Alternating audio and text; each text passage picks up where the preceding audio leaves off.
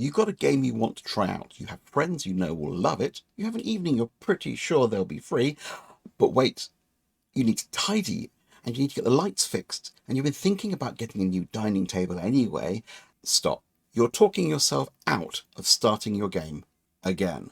There's more options than your house rules.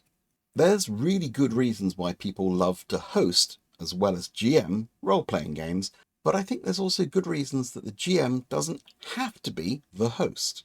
Keep watching to the end of the video for my recommendations for the best games to pick if you're running a session out of the house.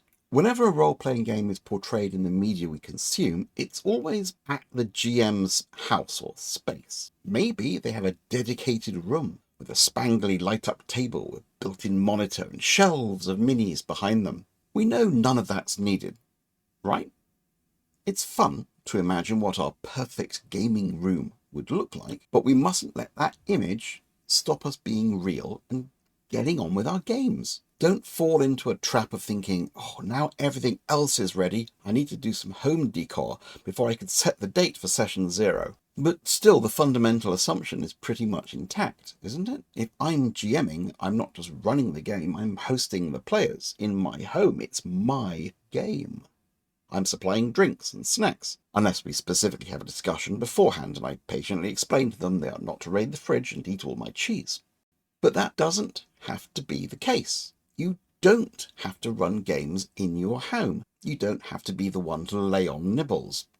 You can go somewhere else that does that for you, or you can outsource it to one of your players. In fact, I think that in some ways it might be better if you do. The most obvious way you can get out of hosting people in your home is, of course, to have an online game and use Zoom or Discord. This can work well, and I'm not going to go into that in this video because it's worthy of a video all of its own.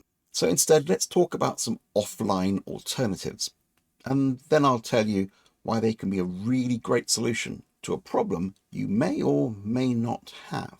Number 1, bars and cafes. If you have somewhere convenient for you and your players, then a friendly bar or cafe, coffee shop can be a great place. Maybe your local library has its own cafe where people hooting with murderous XP grubbing glee won't be an issue. In the UK, there's often a bar at chain brand hotels that sits virtually empty most weeknights. I started my recent Impulse Drive campaign at the Premier Inn across the street. You may have onlookers though, which brings me to the next option. Number 2, gaming cafes. Does your local games shop have a table in the back? Does the board game cafe also cater to tabletop role-playing games? I visited one recently that had a dedicated RPG room to one side with its own minibar. Maybe you even have a specific RPG venue. And there's a couple in London that run D&D on demand most of the week, but also rent out whole tables for home games. These can be a great place to run. They feel thematically appropriate, which is good for getting out of the real world. They sometimes offer loaner copies of rulebooks, and the ticket price to book the table, which you are of course passing on to your players, creates actual buy-in and makes the game more of a commitment. 3, players' homes, not yours. I'm a firm believer in outsourcing the GM's responsibilities to the players that like drawing maps or keeping notes or whatever. Why not also outsource some tacked-on duties that you don't have to do at all? If you have a player who is less mobile, or 2 who have a couple, then this becomes a no-brainer. Take the game to them. Dave doesn't drive? Go to Dave's. Everyone can bring snacks, or the hosts can extend their hospitality to doing that. Pizza is delivered pretty much everywhere. Does your GM pay their share for the pizza, or is it split amongst the players? Pause here and comment downstairs. And here's a secret advantage. I'm quite lucky currently with my current group of players that I'd hang out with them anyway, even if we weren't raiding spaceships or fighting off goblin hordes. But there have been people over the years where I've had to give in and say, the session ended an hour ago, can you please leave?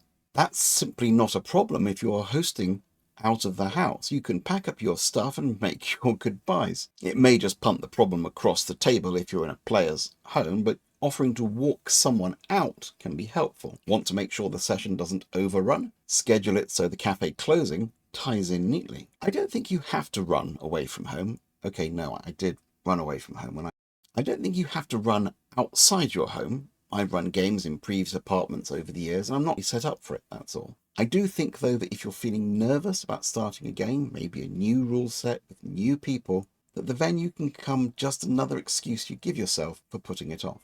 I would start a game, but try sidestepping the obstacle. It's okay to avoid some buts. Oh, and I said I'd talk about the games to play when you're outside the home, and I do want to, but I think I'm going to put that in the next video, which will be about what kit I find essential for running away games.